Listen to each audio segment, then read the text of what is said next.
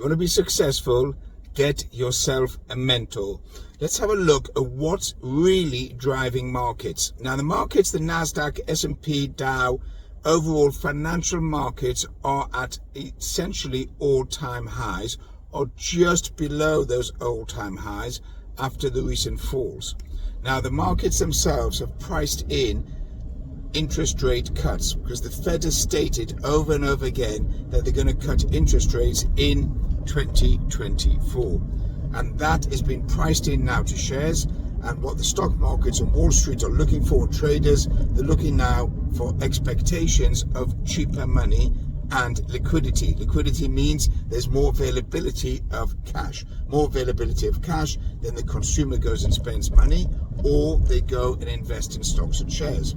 The problem is that saving rates are at an all-time high, even though interest rates are the highest they've been in 15 years, 20 years, but investors or consumers don't have any spare money to save.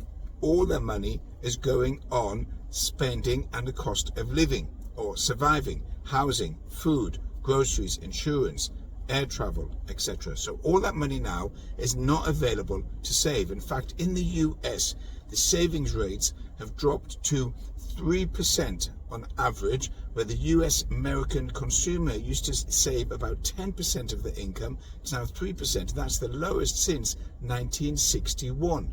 And that is another red flag showing that the consumer is under stress, mainly due to cost of living, housing, and of course all of the restrictions on rising wages and spending that's happened over the last, especially federal spending that's happened over the last few years. So as far as the US is concerned, and Western governments like the UK and Europe, government spending is at an all-time high and is out of control.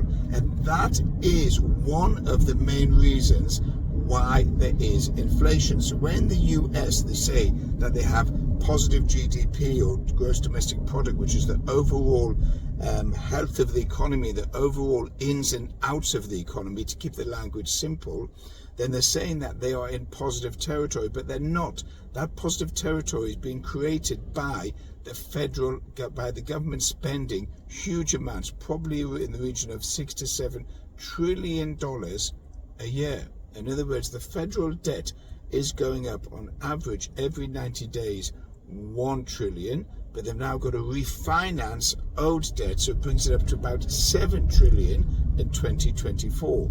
And that is simply so high that the government won't have, or the US Treasury won't have enough revenue coming in order to pay those interest payments. So what you've got essentially in the States and in the UK and Europe and other countries, you've got government spending which is out of control. And because it's out of control, that is feeding through to inflation.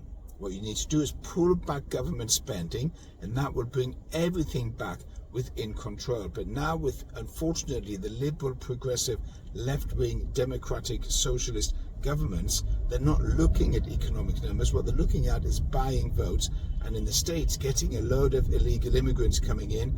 Also in the UK, and this flood of illegal immigrants has taken up, for example, all the available housing and causing stress on the economy, because governments have to pay out money to keep these people alive on the streets or in hotels or whatever the case may be. Therefore, government spending is the source of the problem. If we can get government spending under control, then you're onto a winner. But the likelihood of that happening is remote, especially under the Biden government, because the Biden government, which has been infiltrated by left-wing socialists, is not interested in diluting or restricting illegal immigrants into the US. And what's happening is you've got an internal dissolving or dilution of the level and quality of the economy within the United States. And that's going to continue with the present administration's policies. There's no way out of that, and that's going to continue. So where do we go from here? Well, you'll see that some of the safe havens, especially like gold, has gone up significantly over the last few months. And that's one of the red flags saying, why has gold gone up? Is it due to a cheap dollar? Is it due to geopolitical tensions?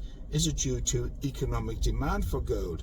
So in order to understand that, which is a completely separate lesson in itself, you need to learn obviously some fundamentals on what's moving gold and what's driving gold. But there are several factors. But the fact that gold is moving up and stock markets are moving up at the same time, when normally they move in opposite direction, is a concern. So keep on monitoring this channel. You can share, subscribe, comment. I also have an Instagram channel. I'm running seminars, running workshops. If you want to join a workshop, just comment workshop, put your details, and I'll get back to you and you can join the workshop. Obviously there is a registration fee for all of those seminars and workshops. I don't do them for free, so you obviously need to be aware of that. Hopefully enjoying the channel. You can comment, and I'll catch you later. Have a great day.